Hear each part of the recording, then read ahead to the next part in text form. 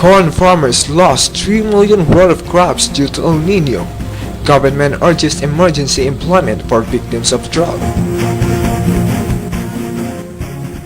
Senator Dick Gordon accuses co-presidential Senator Manny Villar of paying him out of the presidential race. 2 are dead after Ampatuan followers attacked the military in Maguindanao.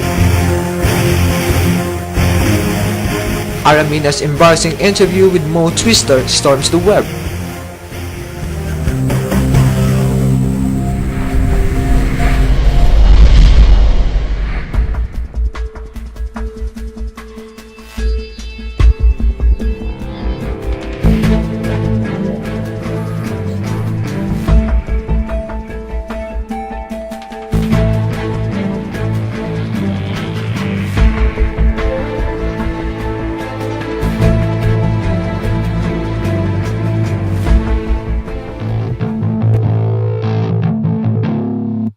Good evening, Philippines. Today is Friday, March 5, 2010, and this is The Focal Point.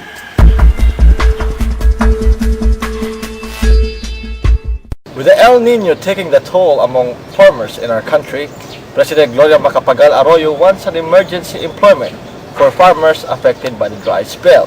Ronalyn Bonifacio for the report. President Gloria Macapagal Arroyo wants an emergency employment for farmers who are affected by drought.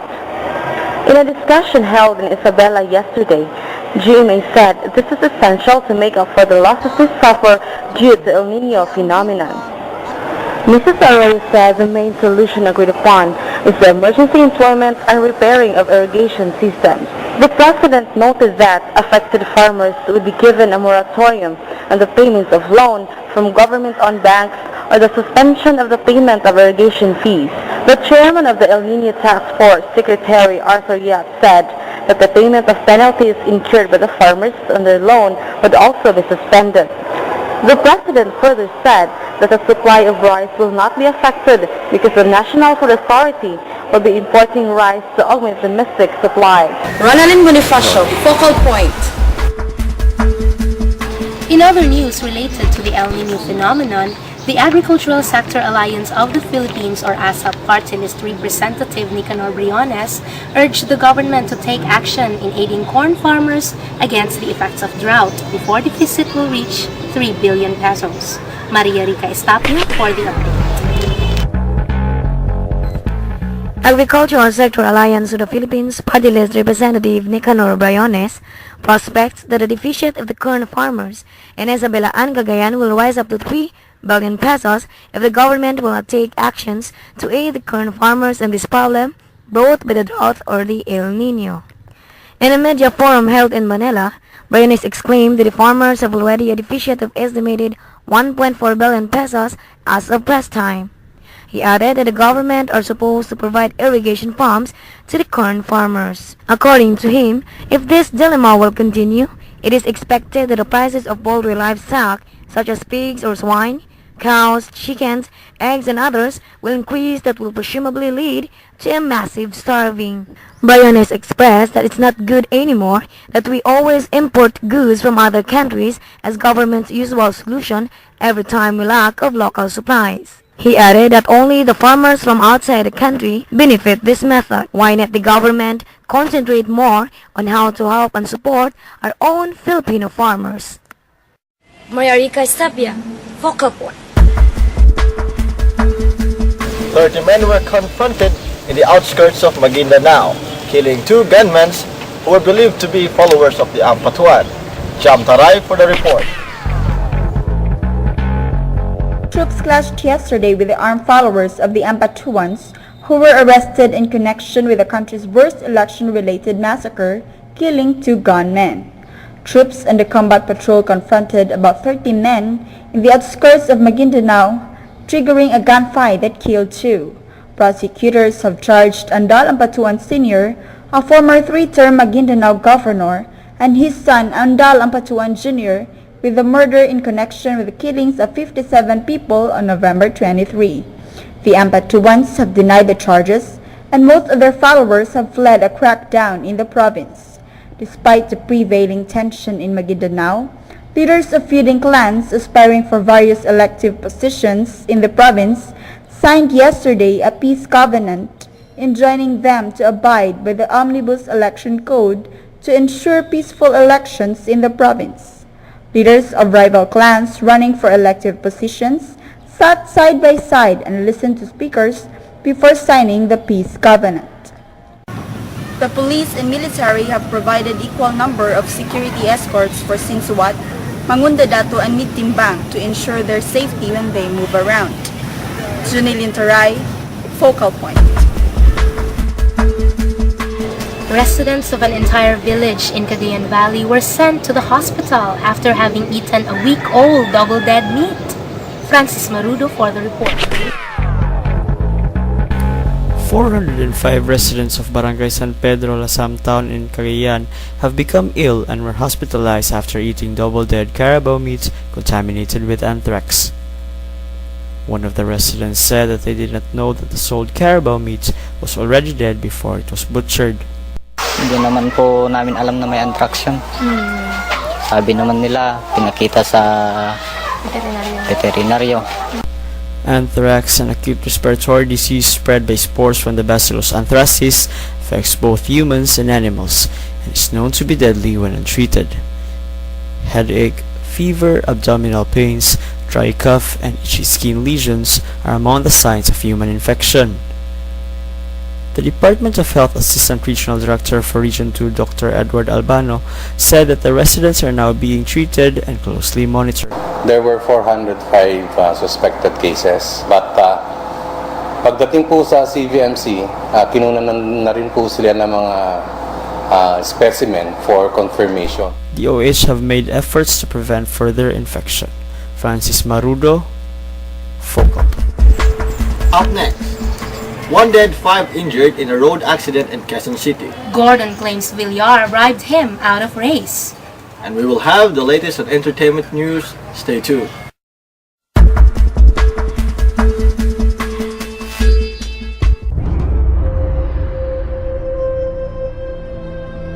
He is the last of his kind.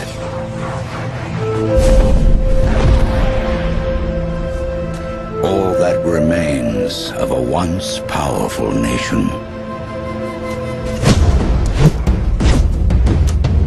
Some think he is a myth.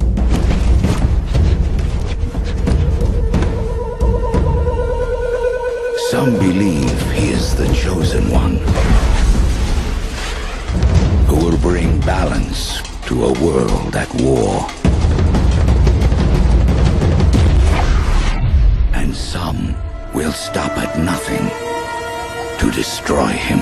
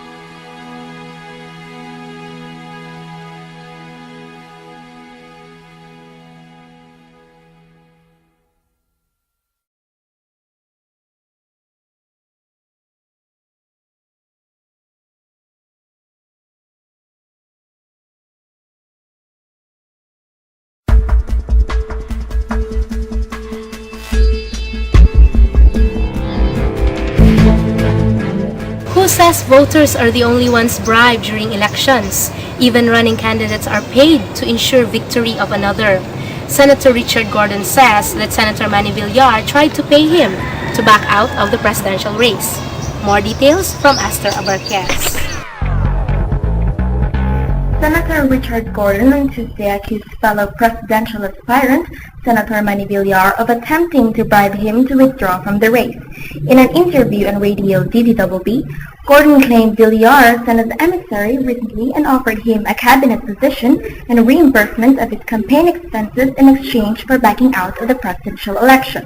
Ano kanya? Ulitin nyo nga yung kayo binibili? Yes, about a week before the campaign, bago magsara ang Senado, mga few days before, may lumapit sa akin, malaking tao, at sinabi sa akin, iurong ko yung suporta kay Senator Reynalyn, at kung ako'y gagawin niya at magiging Senate President ulit si Villar, ayun na lang ang botong hinihintay, yung akin na lang.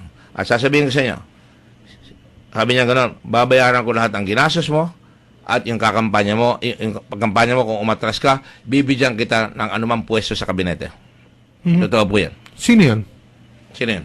Yung babayaran daw, sinusubukan kayong bilhin. Si Villar. Siya mismo? Hindi. Yung pinadala niyang tao, galing kay Villar. Nationalista Party senatorial bet and Villar spokesman Gilbert Remula dismissed Gordon's allegations of hogwash and nothing more than an attempt to latch onto Villar's growing popularity and create publicity for himself. Remula said Villar's campaign is running smoothly as evidence for the last presidential survey by Pulse Asia, which showed him as a statistical tie with the Liberal Party's standard-bearer, Senator Benigno Noynoy Aquino III.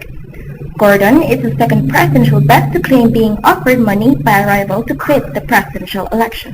And this is Esther Abarquez for the news. A week has passed since 8.8 magnitude hit Chile, but search and rescue operation continue to find more dead bodies in a wreck left by the monster's calamity. For the updates, here's Mark Anthony Gaso. Chile is now officially in a state of catastrophe. The earthquake that hits the south of the country has stunned its communication, damaged building, and spots tsunami warning in 53 different countries. Death rises to hundreds. Many more have been left homeless, injured or missing. Terminals are affected too, as traffic is completely suspended, with thousands of tourists being stranded. Other forms of transportable are being completely affected, as well as many infrastructures has been rendered useless. In other parts of the world, precautions are being taken before the devastating tsunami could strike at any moment. And for the focal point, this is Mark Anthony Gaso. Breaking news!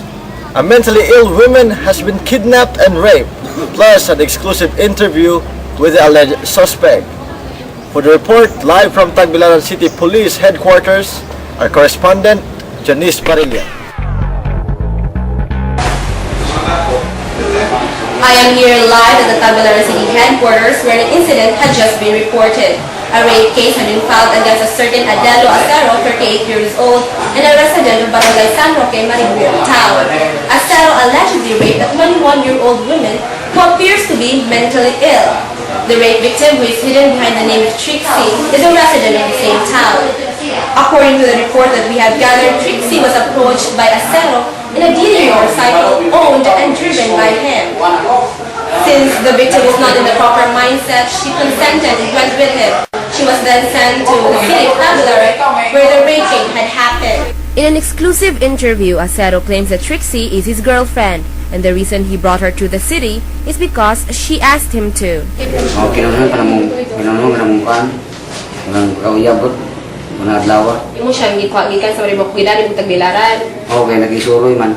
Report says that the victim, after she was raped, was sent by the suspect to her hometown. When the mother realized that her daughter had been raped, the mother immediately notified the Marudo Philippine National Police, who then coordinated with the Tagbilaran City Philippine National Police Headquarters. Back to you, Florence.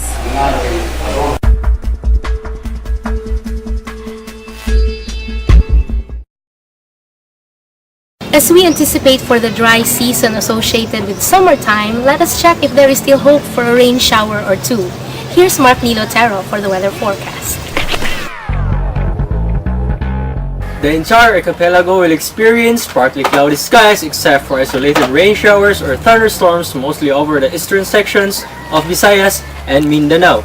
Moderate to strong winds coming from the east and northeast will prevail over the eastern sections of southern Luzon, Visayas, and Mindanao, and coastal waters along these areas will be moderate to rough. Light to moderate winds blowing from the northeast over the rest of Mindanao and coming from the east to southeast over the rest of the country with slight to moderate seas. With the El Nino phenomenon still to last until June of this year, the Philippines is still experiencing an increase in the temperature over the past days. As you can see from our latest satellite footage, Metro Manila's temperature has risen from 77 to the recent 89 degrees Fahrenheit. Not from the Central Visayas 77 to 86 degrees Fahrenheit, and from that of Northern Visayas 77 to 89 degrees Fahrenheit. Meanwhile, last days, as you can see from our latest satellite footage, Metro Manila's temperature has risen from 77 to the recent 89 degrees Fahrenheit. Not from the Central Visayas 77 to 86 degrees Fahrenheit, and from that of Northern Visayas 77 to 89 degrees Fahrenheit. Meanwhile, in the lower part of the Philippines, Mindanao went from 76 to 91 degrees Fahrenheit. Drought and dry spell will befall the country in the next months. This is Nilo Tero, and that was for the latest weather update. Back to you, Sarah and Florence. A road accident in Quezon City killed a woman and injured 5 others. Daryl Collantes for the report. A woman was killed while 5 others were injured after a speeding Asian utility vehicle plowed through a lane separator before crashing into a tree at the Quezon City Memorial Circle early yesterday. A 21 years old married waitress, Merrian Rojas, resident of Barangay Commonwealth, was declared dead on arrival at a nearby hospital. Traffic Sector 3 officials identified those injured as Melrod Tobella, 24, Patrick Franco, 17, Eman Berbano, 24, Wilfredo Rojas, 15, and Renny Paul Reyes, 21, who drove the wrecked AUV with the plate number ZSR 545. Rojas and the injured were passengers in the AUV. Investigators said witnesses saw that the AUV allegedly racing against the unidentified taxicab before the accident. Witnesses said that the AUV was speeding along Commonwealth Avenue towards Quezon City Memorial Circle when Reyes lost control of the wheel and rammed into the iron fences lining the avenue. 3 of the passengers were thrown out of the car when it hit the tree. Witnesses said Rojas was the first to be extricated from the wreck, but Reyes, whose feet were pinned under the wheel, had to wait for 2 hours before he was pulled out by the city rescue volunteers using power tools. One of the injured victims admitted to Proverbs the group and were on their way home. The group had drinks at the party. Meanwhile, Reyes will be facing charges of reckless imprudence resulting to homicide and multiple physical injury. Daryl Collantes, Focal Point. In Hollywood, the Tonight Show host Jay Leno returns 9 months after his suspension. While in the local scene, Rica tied the knot of her pastor boyfriend, and Alamina, who is running for this coming election, bears an embarrassing interview with Mo Twister. Cindy Lou for the report. It's the Tonight Show with Jay Leno. A lot of things in the world have changed since May, but not Jay Leno hosting the Tonight Show. NBC and Leno's fans can relax. Judging from his first night back, it's the same old Jay with pretty much his same old Tonight Show. He started the show by spoofing the conclusion of The Wizard of Oz, where Dorothy awakens to find all those crazy ongoings were only a dream. In fact, Leno had gone away from the nation's TV screens for less than a month when he returned one day to his old haunt in late night. Leno was reclaiming his old job at NBC's Tonight Show just 9 months after giving up to applying, and only 19 days after NBC pulled the plug on Leno's primetime misadventure. Leno noted that one of his guests was an American gold medalist skier, Lindsey Vonn. As he cinched his own network along with former Vice President Dick Cheney, Toyota and Tiger Woods, Lennon signaled the resumption of the late-night war between him and his longtime CBS rival, David Letterman, who had gained the ratings upper hand during O'Brien's brief and happy claim on The Tonight Show. Lennon's other royal comeback guests included Jamie Foxx and singer-songwriter Brad Paisley. NBC is praying that Lennon will comfortably settle in behind that new desk on the not particularly new Tonight Show, where he ruled late night for much of 17 years. But a lot of the handicappers were weighing whether Lennon can regain in his momentum. Sexy actress Aramina has been put on the defensive after a controversial video of her disastrous interview on an AMC TV show went viral on social networks such as Facebook. In the controversial interview, Nina seemed unprepared to answer several rapid-fire questions from host Mo Twister regarding her stand on issues such as private armies, the Visiting Forces Agreement, and premarital sex. The interview was aired on Mo's show, in my opinion, last January 12th. In the first question, Nina was asked whether she was for or against private armies. When she answered for, Mo asked her to expound further since favoring private armies seemed controversial after a private army of a local politician was accused of murdering 57 people in Maguindanao last November. Well, that's why I didn't answer your question kung against ako or pro sa Maguindanao. Yeah. Kasi lately hindi ko nasusundan yung news about the national stuff. Yeah, about especially the Maguindanao thing. Okay. So it's hard to comment lalo na kung hindi mo alam yung real story, diba? Right. A caller identified as Melody Luzambe of Quezon City later chastised Mina for not knowing about the Maguindanao massacre, considering that it had been in the news for more than a month. Mo's sister also noted that Quezon City's voters would be disheartened by Mina's lack of knowledge of current events, especially since she is running for councilor of the city. Sa Maguindanao issue, it is very disappointing that Aramina said she has not been following the news. This has been, for almost 1 month every day, nasa newspaper, nasa TV, all the pictures, the massacre. How could somebody like her, who I thought is an intelligent actress, has not been following? You don't really have to follow every day.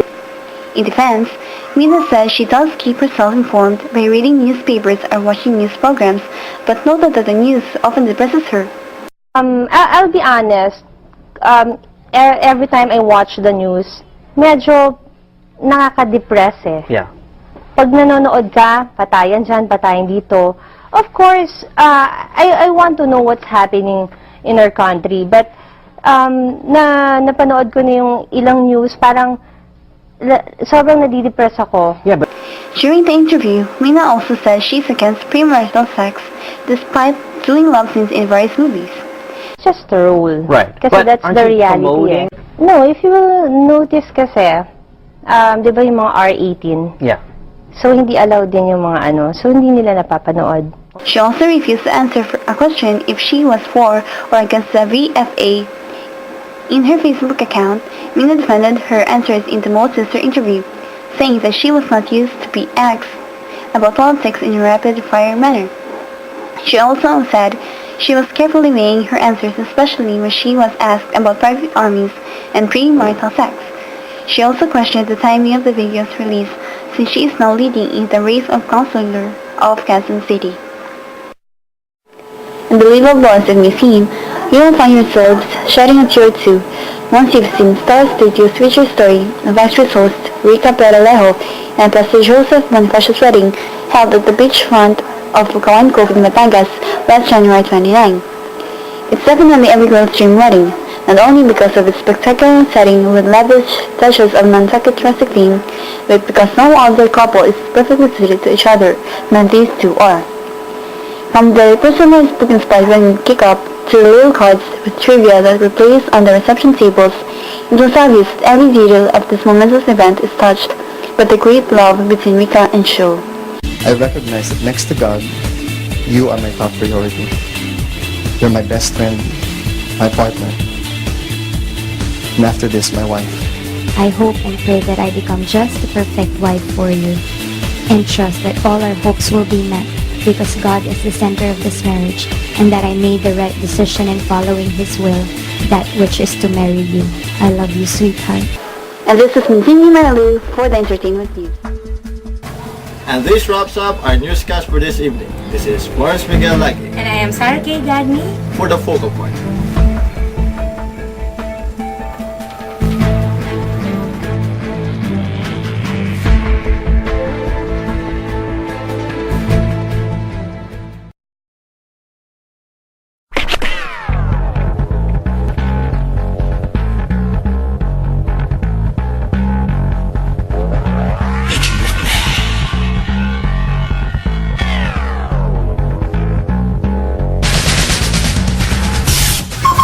Five, four, three. In Hollywood, tonight, The raping happened. Report says that after she was raped, she was then sent home by the victim. The entire archipelago will experience partly cloudy skies except for the isolated rate. Yes, will be facing charges against reckless imprudence resulting to homicide. Suspension.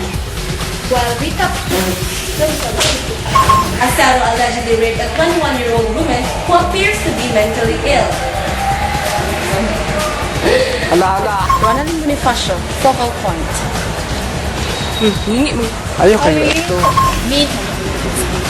Ayaw ka tao! Ngayon na si Gaso! Hindi kayo mula kagpatay. Mas malay ko? 5, 4.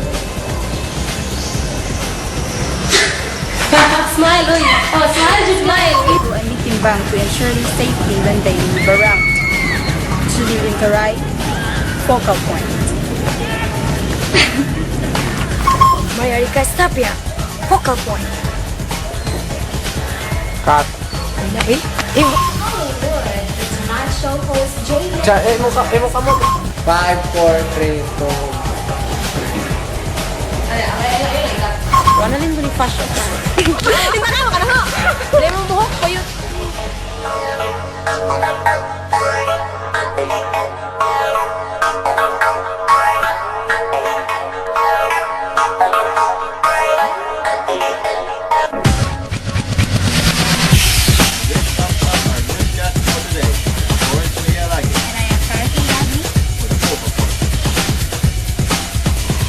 Hindi ko na ito kayo!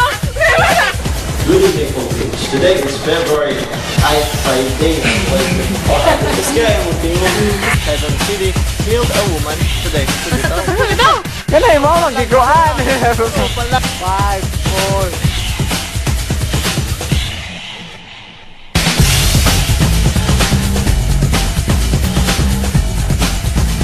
5, 4, 3.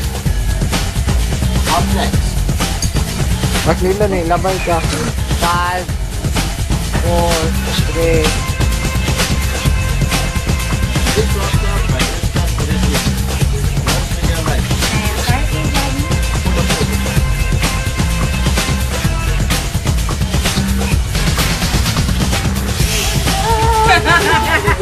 We were not doing work.